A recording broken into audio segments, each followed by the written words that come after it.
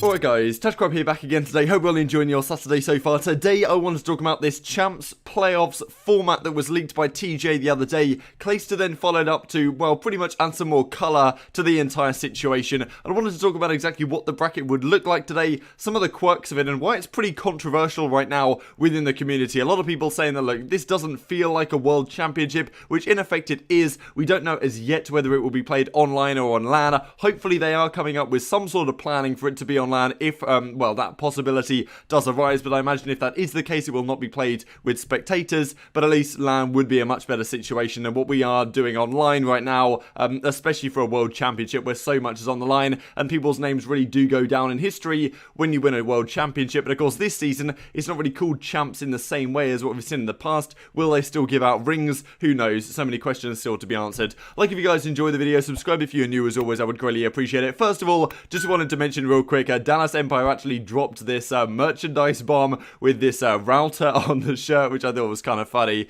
So yeah, if you guys are interested in picking one of these up, I thought that was good to bring to your guys' attention. Also, this weekend, at least tomorrow, there is this Challengers Cup going on once again in advance of next weekend's event in Florida. Not in Florida, online. You know how it is right now. But if you guys aren't been watching the Challengers Cups, could be a good thing to keep your eyes on for tomorrow at the very least. And let's go into this leak then. So TJ then, well, effectively, he leaked it on stream. Pretty funny clip, to be honest, we'll go through here in a second, because he's like, did they release this to the public? Ah, well, you know, I've said it anyway now. Chat said 9 to 12 doesn't go stream, they changed the format. 9 to 12 start in losers bracket. Oh, wait, did they even make that public? I have no idea, dude. Oh, now you know. What the fuck? Little inside scoop for you guys. No, I feel like everything changed with the online shit. So, Clayster then follows up with some good clarification here. Pretty funny that it's the players that come out and say this, rather than the CDL themselves. But earlier on this season, we were of the understanding that only 8 teams would make it to playoffs. The rest of the teams wouldn't be able to make it. And I think the plan was that the top 6 would, well, have like some sort of upper bracket situation, and 7th or 8th would be like wild cards or something like that. So, interesting, but they seem to have changed the format. I think this is better than what was initially being proposed. But then again, some people are saying that if you're 9 through 12th in the league, you don't even deserve to go along to the playoffs, because in traditional seasons it's been a 16 team league and 8 teams, the top 8 teams will get to playoffs, the other teams would not make it, or you know, there'd be 2 groups of 8, right, and then the top 4 in both groups would make it to playoffs, or both divisions as they call it, I think in World War II maybe last year as well. So that was the situation. Typically 8 teams go to playoffs, and I always thought it was kind of strange in typical Call of Duty fashion, or in, you know, in the CWL, that we would have playoffs with the best 8 teams in the world, and then we'd have champs right after that, with the best 8 teams in the world plus another 24 teams that aren't as good. So quite often you would see the same teams make it to the grand finals at champs as you would at playoffs. We saw it last season with the United, of course, winning champs and playoffs. OpTic Gaming versus Envy was the grand finals of both events in the Infinite Warfare season. So we've seen this quite a few times. It doesn't always pan out though, as I'm sure you guys are aware, but still, I always thought it was kind of interesting. You have playoffs and then you have champs just after that. But champs is really an achievement, right? Because typically it's a 32 team event. You've got 16 pro teams, 16 of the best challenger teams. You go into a 4 team group initially, so you get some good starting lineup. And yes, the seeding counts to some degree from what happens in the pro league, but all it really gives you if you're number 1 seed is a better pool in theory. Once you get out of your pool, assuming you do, you're on the level playing field with everyone else. 16 team, double elim bracket. The winner wins the championship. And if you want to win the world championship and get one of those rings and go down in history, I suppose, as any player who wins the world championship does, it's such a high caliber event,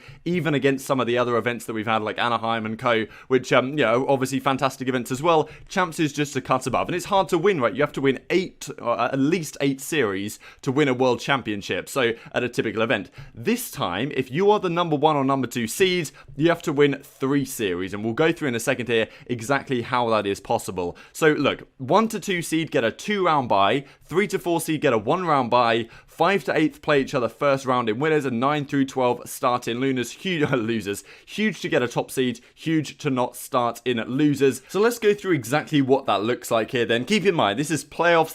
They're not calling it world championships in the traditional sense of COD champs that we've had in the past. We don't know whether they will be rings on offer and this kind of thing. So it's a really difficult situation, to be honest. And I understand that they want to introduce this seeding thing to make sure that these matches that are going on online actually count for something, right? Which is a good part of it, you know? All these home series that happen, they're not just meaningless, they actually do count for something because the seeding is very important here. Then again, it seems a little bit strange to me that you can win champs, you can win the entire season, I guess, by winning the CoD League, as they're probably going to describe it as, by only winning 3 series. Then again, you've had to win many, many more series than that to lead up to the point where you get to be a number 1 or number 2 seed. But it doesn't feel quite the same, especially having been around the Call of Duty community for a number of years and seen what would typically happen at a World Championships. But this is what the current standings look like in the CDL. Empire, Huntsman, FaZe, Mutineers, Rocket Legion, etc, etc, etc, down the list. Expect this to change significantly by the end of the season. But this is what it looks like right now. So I wanted to just take these seedings as is and put them into what the bracket could look like.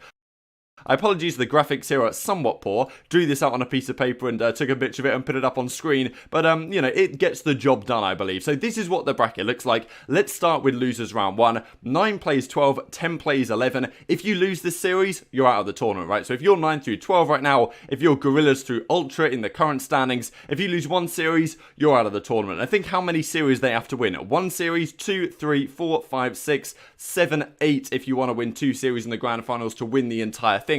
I imagine that's the format they're going to go with. So if you start in losers round 1, you have to win 8 series on the bounce to win the World Championship. So then, well, let's look at winners round 1, right? So we have the 9 through 12 down here. 5 through 8 are up here in winners round 1. If you lose this match, and I've just done this based purely on seedings, if you're the higher seeding, I've said that you're going to win the match. So yeah, if you lose this series, you go down to losers round 2 to play the winner of losers round 1, right? Makes perfect sense. Then if you win this series, you go through to play the 3rd or the 4th seed. So right now, if you're the 3rd or the 4th seed, for example, FaZe or the Mutineers are the current standings, you will then play winners round 2 against the winner of these matches here. So 4th seed will play 5th, 3rd seed will play 6th at the current time, and then the winner of these goes on to play winners round 3 against Team 1 and Team 2. So this is interesting first of all, because typically in a COD Champs or really any event, you get to start in groups. If you have a slow start, you can come back from it. I know typically we've heard about OpTic Gaming being slow on Fridays, and that was always the talk of the town going into events a few years ago. They would start off slow, but towards the latter half they'd pick up speed, they would get used to how the team is playing on LAN and, you know, getting back in the groove of playing in a LAN environment. Obviously this is online, so it's a little bit different, but still, momentum is a key factor, right? And the fact that these teams are going to be playing their first match against probably, for example, the second team, like, so if you're right now a Huntsman, according to this seeding, the first match you're going to play the whole tournament is against Atlanta FaZe, right? You don't get no warm-up or anything. You're straight in there against FaZe, and yeah, it could be the other way around. It could be FaZe versus Huntsman, right? The first tournament you're going to be playing, or the first match you're going to be playing of the tournament is against, for example, an Atlanta FaZe who have just come off a victory against, say, Paris Legion or something like that. They've got a warm-up series, they're in the groove, and then you have to play a really hot, you know, series against Atlanta FaZe for your first series of the tournament. How much of an advantage really is that? On paper, it's an advantage, but it's not quite the same thing when you consider momentum and other factors into play. So yeah, that's another very interesting side effect of this whole bracket situation. But then with that considered, if you lose in winners round 2, you go down to losers round 3. If you lose in winners round 3, you go down to losers round 4. Losers round 4 in theory should be 4th through 5th, 3rd through 6th seeds again. Actually, this may not be correct. They may end up swapping the brackets here, given that would mean the winners round 2 was played against each other. So probably these brackets will swap actually, and it will be 4th through 6th. 3rd versus 5th would be my imagination in this, so I probably got this a little bit wrong. But regardless, the points kind of still stands. Then you go on to losers round 4. I've called it losers semis here, but really losers round 4. And then you go to losers finals, and then the winner of that, or losers finals, will play the winner of losers semi-finals will play the loser of the winners finals up here, and then the winner of that rematches with the winners finals team. So it's good to see another double elimination bracket back in Call of Duty. We haven't seen it for quite a while now, but at the same time there is some serious, well, not necessarily flaws, right? This is playoffs. Obviously it makes sense to give advantage to the top teams, and there has been some suggestions surrounding here. So, you know, these are some thoughts here, like top 2 seeds probably going to be scrimming to stay warm. It's going to be quite difficult to stay warm given the circumstances. And then you also have this suggestion from your boy Elliot, like, what if you just give the top 4 teams buys and play it like a normal bracket? You could say, okay, we've got 12 teams here, top 4 teams are going to go straight to winners round 2. All the other teams are going to be playing winners round 1, and if you lose that, then you go down to face off against each other down in the losers bracket and figure that whole situation out. which is, I suppose, a possibility, but at the same time, it doesn't give any advantage to 1 over 4, doesn't give any advantage to 5 over 12, right? Which you probably kind of have to.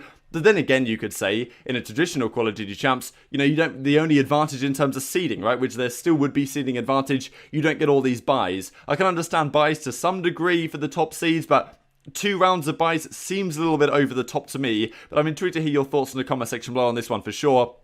And as Clayster says, no other solution for a 12-team bracket. The CDL understands the difficulties in playing COD Online, so they wanted to make sure everyone still had a chance to come to playoffs. I'm happy for that, right? Because traditional COD champs, every team is there, which is cool to see. I like giving the possibilities for underdog stories and crazy losers bracket runs. I'm pretty down for that, to be honest. They also wanted top seeds to have an advantage. This is the only way. Is it possible champs will be on LAN? It is possible. We are shooting for it to be on LAN, says Clayster. So, you know, keep that in mind. At the same time, as Steve says, there are other things that are being postponed right now, and as Jacob I saw tweeted this out yesterday from Evo, they have, well, for a scheduled event July 35th to August 2nd, this pretty much sets the precedent for champs. Looks like it's going to be online. So look, if they delay champs to, I mean, it was meant to be around this time was champs, so if they do delay it to later August, September time, that would be really strange for them to do. Maybe it's still worth it, but I suppose it's tough to justify if you're Activision Blizzard right now, given all the circumstances.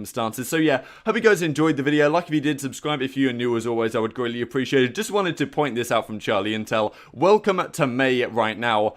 Reveal for the COD game should come sometime this month. What are you hoping to see from the new track title? Some sort of Black Ops spin-off game, or, you know, what are your thoughts? I'm kind of just down for anything at this point. Just give me another tryout game. I've loved pretty much everything that they've released. So yeah, like if you guys enjoyed, subscribe if you're new as always. Thanks for watching, stay safe, I'll see you next time.